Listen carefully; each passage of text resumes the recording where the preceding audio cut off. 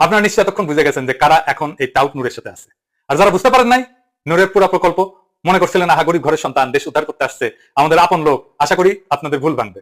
আপনারা যারা নূরের সাথে আছেন তারা কত দ্রুত নূরের সঙ্গ ত্যাগ করবেন, এটা হবে আপনাদের প্রথম রাজনৈতিক কাজ। কোন প্রতারক টাউটকে সঙ্গ দেওয়া একটা অপরাধ, রাজনৈতিক অপরাধ, জনগণের সঙ্গে অপরাধ।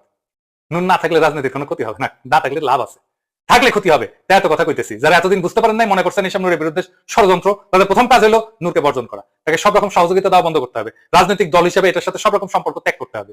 ওই বিকাশে টাকা আসা বন্ধ হলে ওর রাজনীতি শেষ।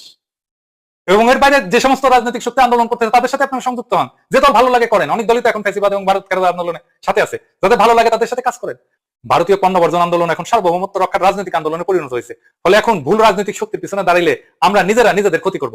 কাজে আমার আপনাদের প্রতি নিবেদন, এই বিকাশ পার্টি থেকে শত হাত না হাজার হাত দূরে থাকুন। নিজেদের রাজনৈতিক বিকাশের অন্যতম প্রধান বৈশিষ্ট্য হলো শত্রু মিত্র চিনতে পারা। আপনি যদি আপনার সঠিক মিত্র এবং শত্রুকে চিনতে পারেন, বিজয়